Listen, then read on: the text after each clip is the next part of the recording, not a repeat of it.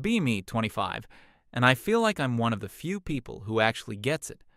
I'm a feminist, and not just in a performative, trendy way. I actually see the systems of power, the subtle ways the patriarchy affects everything. It's exhausting, honestly, living in a world that wasn't built for you. Most of my energy goes into navigating the constant barrage of toxic masculinity. It's in the workplace, it's on the street, it's especially in the dating scene. My friends don't always understand the depth of it, but I see it clearly. Through all of this, for the longest time, I had one safe harbor. My best friend, Demir.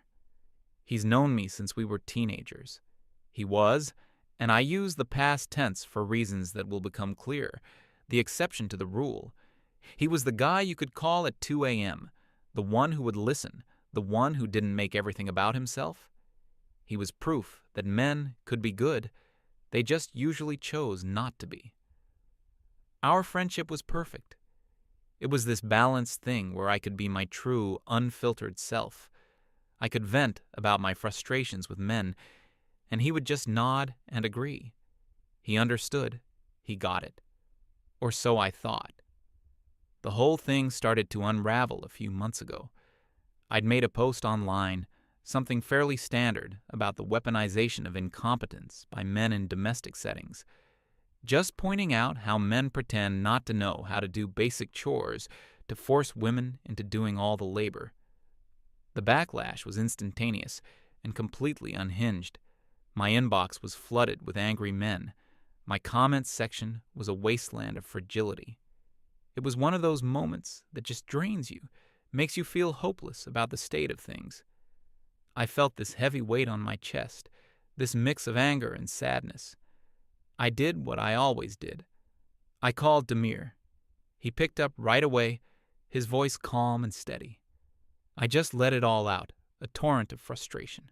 I told him about the comments, how they were twisting my words, how they were proving my point with their very reactions.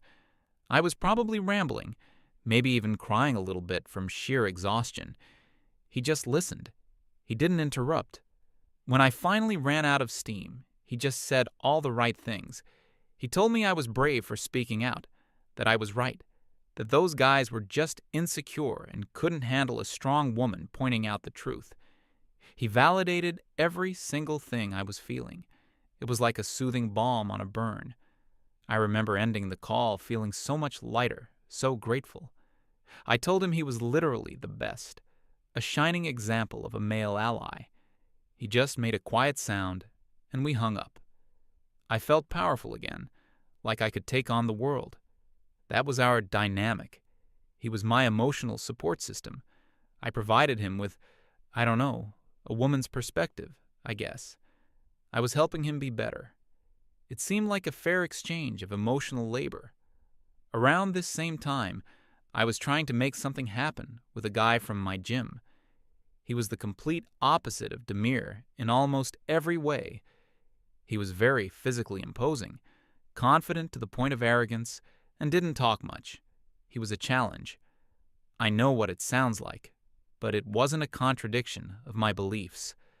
I felt that if I could be with a guy like that, a traditionally alpha male, and get him to respect me and my feminism, it would be a victory.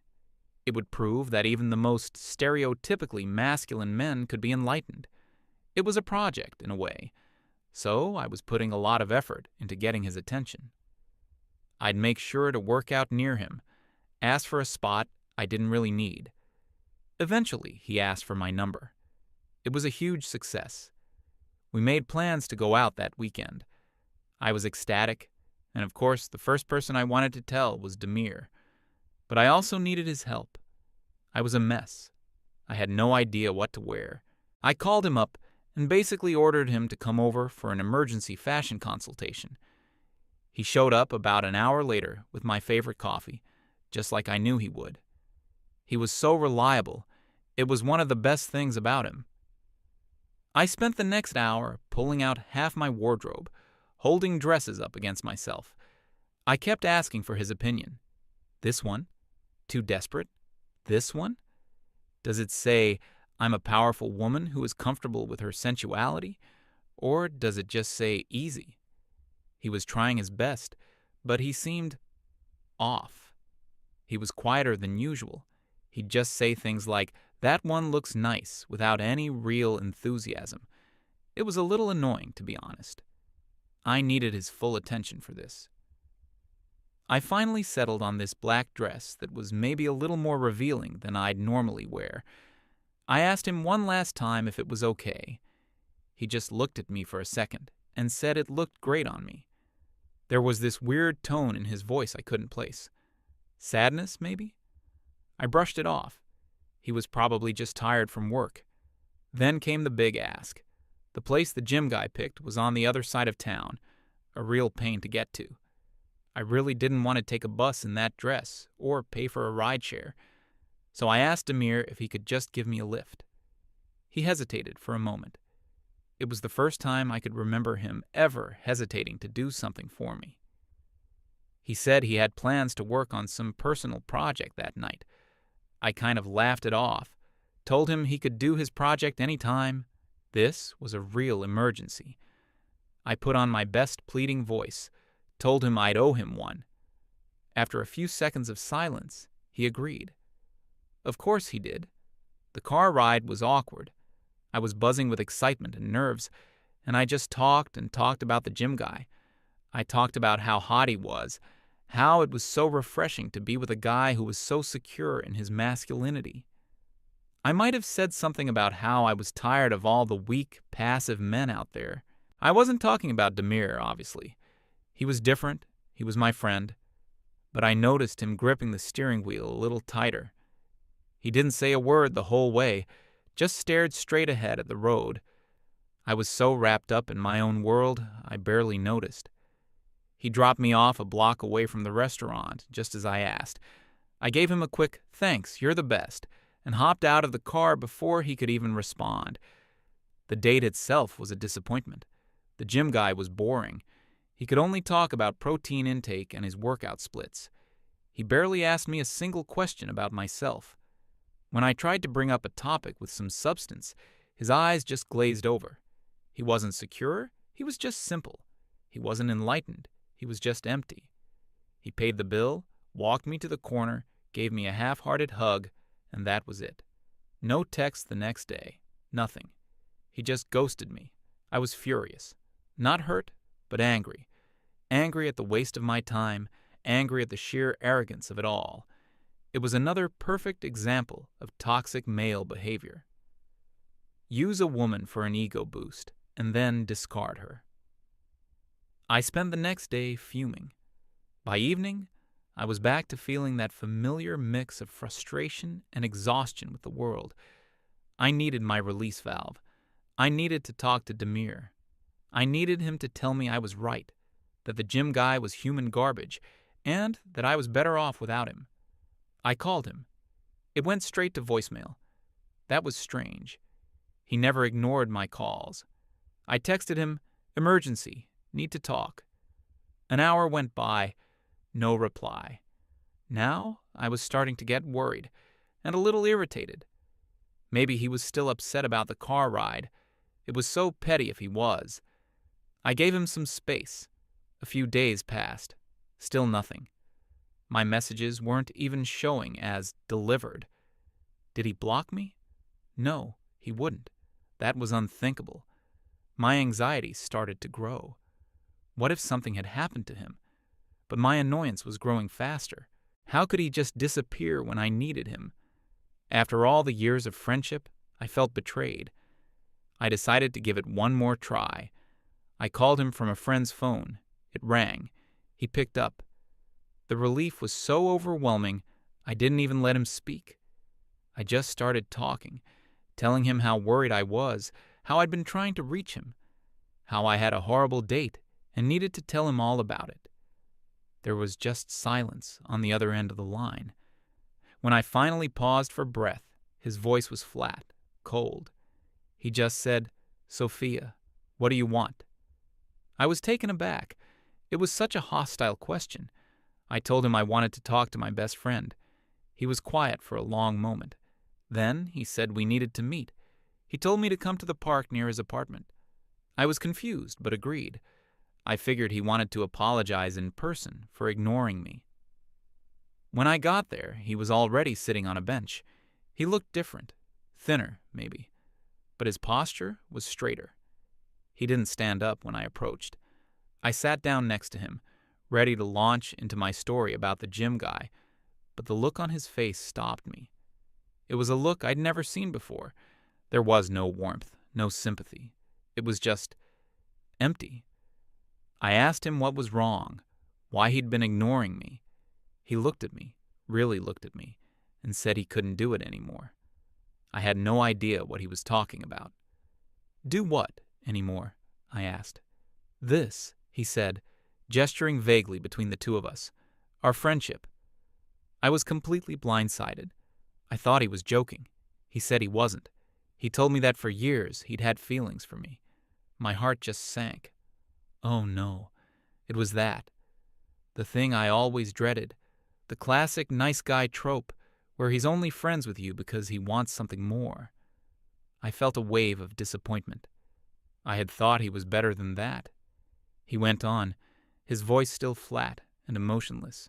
He said that being my friend, being my constant support while I chased after other guys, was destroying him. He mentioned the car ride. He said driving me to my date with the gym guy, listening to me talk about him, was the most humiliating experience of his life. I tried to interrupt, to tell him he was misunderstanding everything, that he wasn't like those other guys, but he just kept talking. He said he was done. Done being my emotional dumpster. Done waiting around for me to notice him. Done putting his own life on hold for me. I was in shock. I didn't know what to say. My mind was racing, trying to figure out how to salvage this. He was my best friend. I couldn't lose him. I needed him. So I fell back on the tried and true method, the thing you say to let a guy down easy without destroying the friendship. I put my hand on his arm, looked at him with as much sincerity as I could muster, and deployed the line. "Oh, Demir," I said, my voice soft. "I had no idea. I am so sorry. But I could never see you that way. You're like a brother to me." I waited for the usual reaction, the sad nod, the quiet acceptance. But it didn't come. He didn't look sad. He didn't look hurt. He just looked at me. And for the first time, I saw a flicker of something in his eyes. It wasn't sadness. It was pity. He was pitying me. He slowly pulled his arm away from my hand. He stood up. He looked down at me on the bench and said, "I know. That's the problem." And then he just turned around and walked away. I just sat there, completely stunned. I watched him walk until he turned a corner and disappeared. He didn't look back, not even once.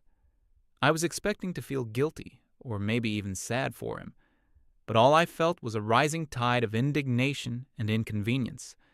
How could he do this? How could he throw away years of friendship just because he couldn't handle his feelings? It was so selfish, so typically male. I was the victim here. I was the one who was losing a friend because he couldn't control his emotions.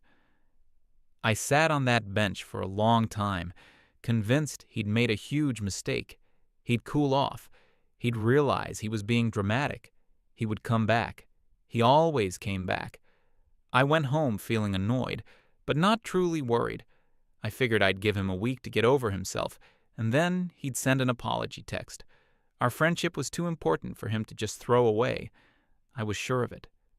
A week passed. Nothing. 2 weeks. Still silence. I started to feel the first real prickle of panic. My life felt unbalanced without him. Little things kept happening that I'd normally tell him about. A condescending comment from my boss, a terrible movie I watched, a funny thing I saw on the street. My thumb would automatically go to his contact in my phone before I remembered. The silence he left behind was deafening. I realized how much I had relied on him, not just for the big emotional crises, but for the small, everyday moments. He was the narrator of my life, the person who listened to my stories and affirmed them. Without him, my experiences felt incomplete, unvalidated. The panic began to morph into real anger. This was a power play. That's all it was. He was trying to punish me for rejecting him. It was a form of emotional manipulation, a classic tactic of toxic masculinity. He was trying to make me feel his absence, so I'd come crawling back and give him what he wanted. Well, it wasn't going to work. I was a strong, independent woman. I didn't need a man to validate my existence. I certainly didn't need him. So I decided to double down. I would go out, have fun, and live my best life. I'd post pictures online, make sure he could see how happy I was without him. It would show him that his little tantrum had no effect on me. I went out with some friends that weekend. We went to a bar, and I spent the whole night trying to force myself to have a good time. I talked to a few guys. They were all the same. One tried to explain my own political beliefs to me. Another one couldn't stop talking about his crypto investments. A third one kept trying to touch the small of my back. Each interaction just left me feeling more and more drained. None of them listened. Not really. They were just waiting for their turn to talk, to impress me, to get something from me. I came home that night feeling more alone than ever. I lay in bed, staring at the ceiling, and the truth hit me like a physical blow. I missed him. I didn't miss having a man's attention. I missed my friend. I missed his easy laugh, his stupid jokes, the way he knew exactly what to say. The anger inside me deflated, replaced by a hollow ache. This wasn't a game. It wasn't a tactic. It was real. He was gone. And I had driven him away. The realization was terrifying. The world felt colder, harsher, without my safety net. For the first time, I felt truly, completely alone with my thoughts. And they weren't very kind. My confident feminist worldview suddenly felt like a flimsy shield against a storm I had created myself. I had been so sure I understood the dynamics between men and women, but I had completely misread the most important one in my own life. I had taken his kindness for weakness. I had mistaken his loyalty for obligation. I had used his love for me as a free, inexhaustible resource. And now the resource was gone. The well had run dry. The next month was a blur of anxiety and denial. I kept checking my phone, hoping for a message that never came. I even tried walking by his apartment building a few times, hoping to run into him accidentally. I never saw him. My friends noticed the change in me. I was quiet, withdrawn.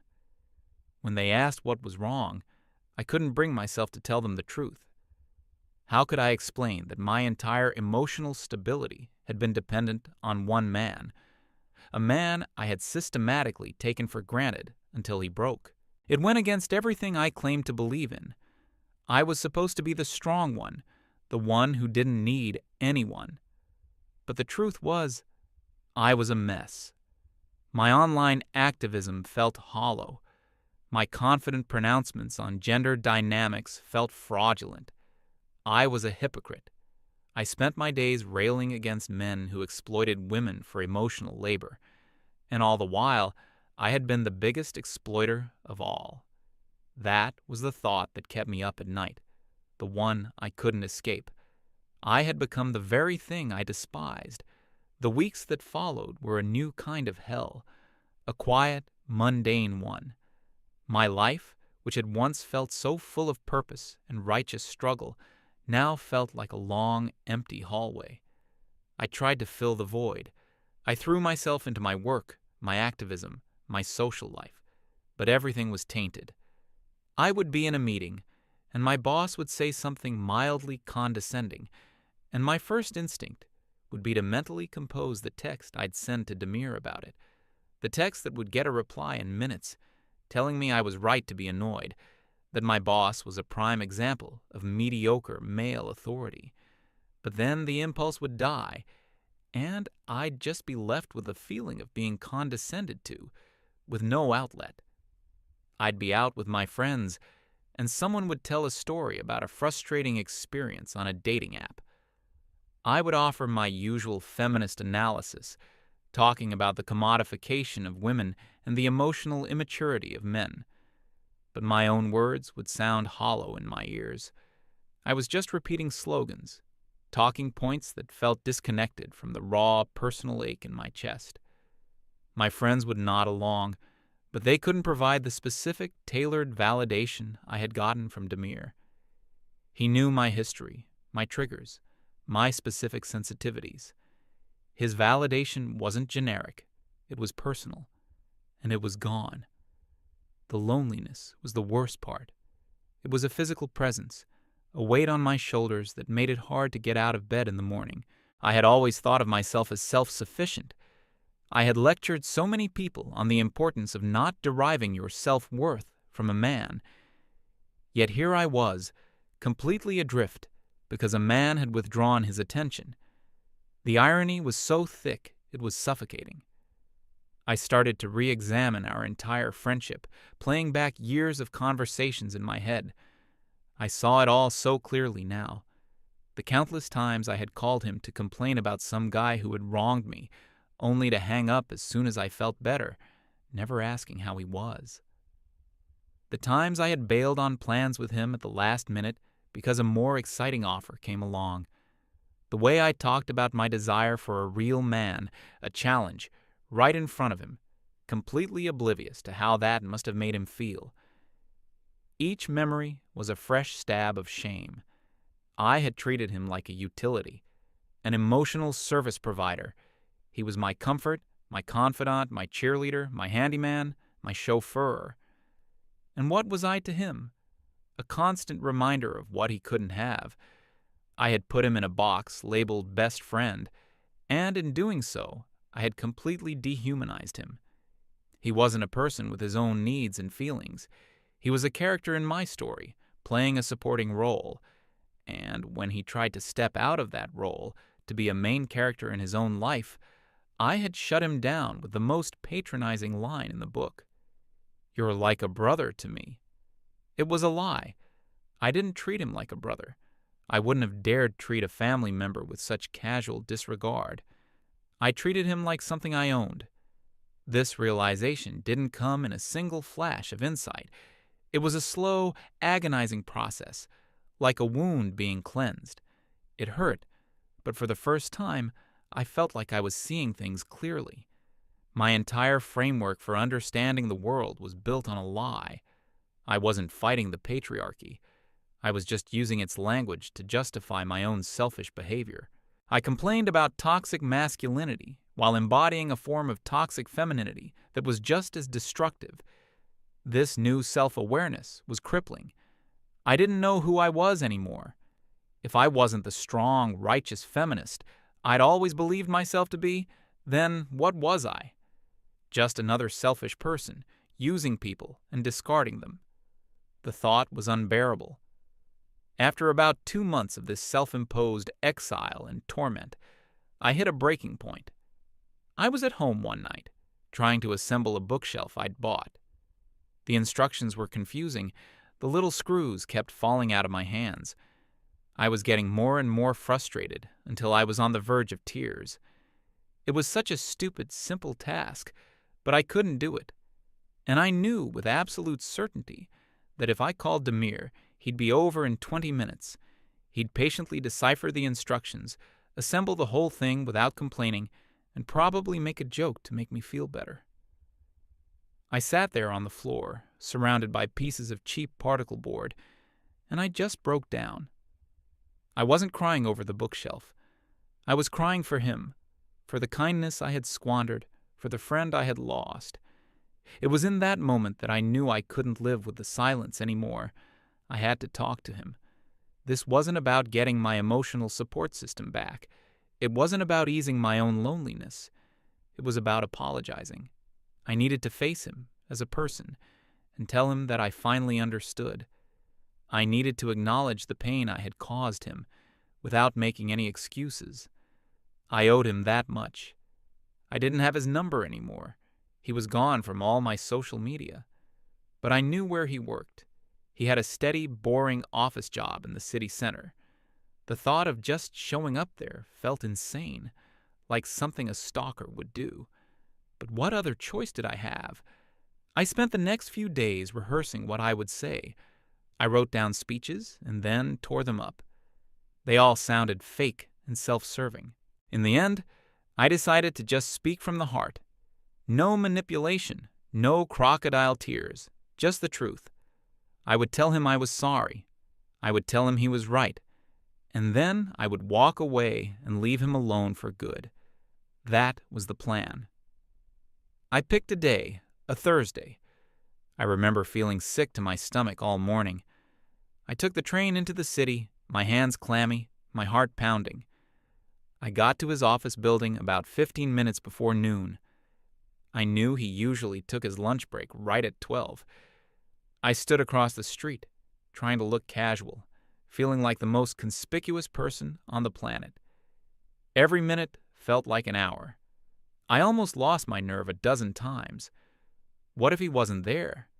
What if he saw me and just turned around? What if he yelled at me? But I stayed.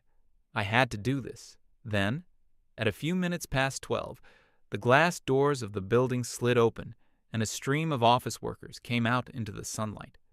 And there he was. My breath caught in my throat. It was him, but it was also not him. He was wearing a simple button-down shirt and slacks. Nothing fancy, but he carried himself differently. His shoulders were back. His head was held high. He wasn't walking with that slight, apologetic stoop I was so used to. He looked solid, confident. He was laughing, talking to a coworker walking next to him. It was a real, genuine laugh, the kind I hadn't heard from him in years. He looked happy. He looked healthy. And a terrible, selfish thought shot through my mind. He's doing better without me. The thought was like a punch to the gut. For a second, I wanted to turn and run. But I had come this far. I took a deep breath, waited for a gap in the traffic, and crossed the street. My heart was hammering against my ribs. I walked up behind him as his coworker waved goodbye and went in a different direction. I said his name. Demir? He stopped. He turned around slowly. The smile on his face vanished the moment he saw me. It was replaced by a look of complete and utter neutrality. There was no anger, no surprise, not even any recognition, really. It was like he was looking at a stranger who had mistaken him for someone else. Sophia, he said. His voice was calm. I had 1,000 things I wanted to say, but my mind went completely blank. I just stood there, speechless. I felt all my rehearsed apologies, my carefully constructed explanations, crumble into dust. He just looked at me, waiting. The silence was excruciating. I finally managed to stammer something out, the worst possible thing I could have started with. "You just disappeared," I said, and my voice sounded weak and accusatory. I was worried. It was a lie.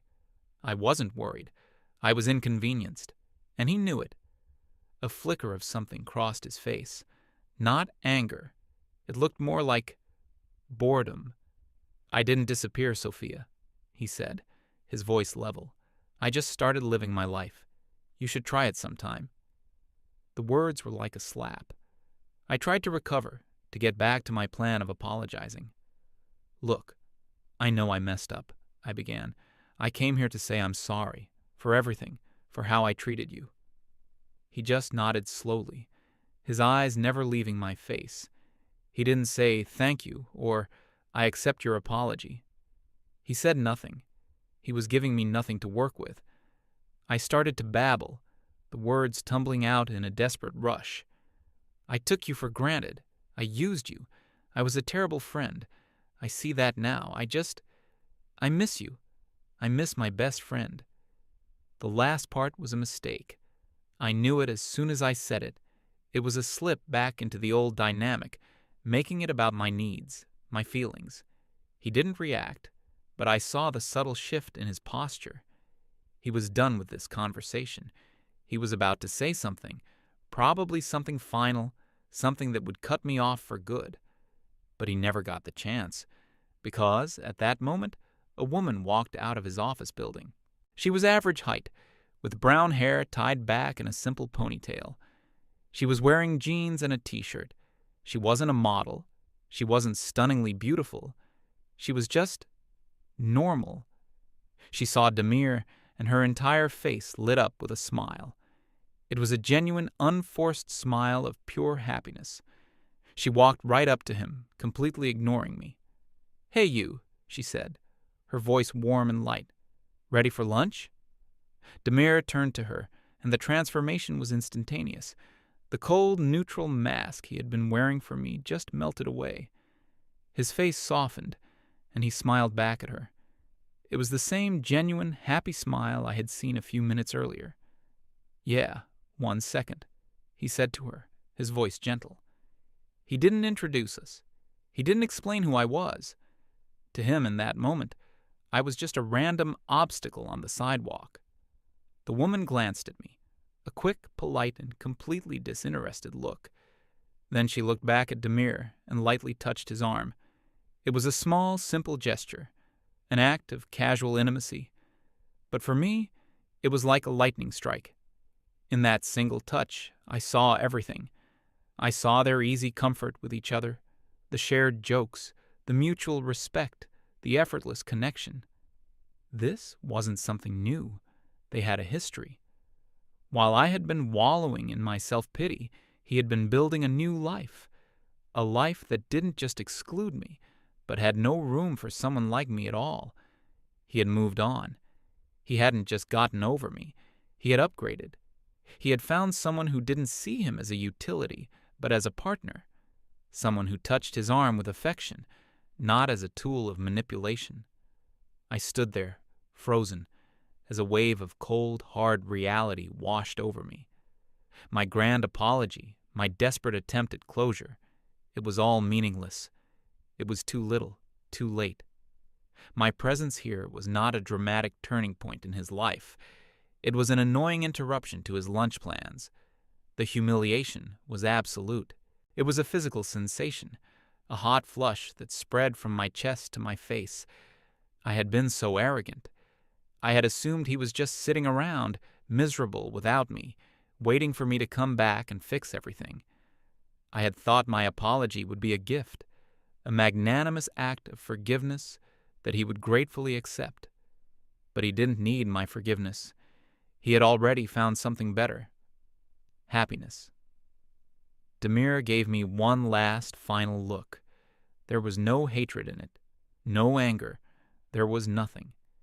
It was the look you give to a piece of furniture you're leaving behind in an old apartment. It was part of a past you no longer think about. "I have to go," he said, and the words were not an excuse. They were a statement of fact. He turned his back on me. He put his hand on the small of the woman's back, a gesture that was both protective and familiar. They started walking down the street, away from me. I heard her laugh at something he said, a clear, happy sound that echoed in the space between the buildings. I just stood there on the sidewalk, unable to move. I watched them until they turned the corner, their shoulders brushing against each other, perfectly in sync. And then they were gone. I was alone. More alone than I had ever been in my entire life. The grand narrative of my life, the one where I was the righteous hero and he was the devoted sidekick, had been a complete fiction. The truth was much simpler. He was the hero of his own story, and I wasn't even the villain. I was just the obstacle he had to overcome in Chapter 1 to get to his happy ending. The Friendzone wasn't a tool I could use to keep a man in my orbit. It was a cage I had built for him, and he had just found the key and walked out, leaving me locked inside. I stood on that street corner for a long time as people bustled past me, living their lives. For the first time I understood. The systems of power, the toxic dynamics, they were all real. I had just been looking at them from the wrong side of the equation.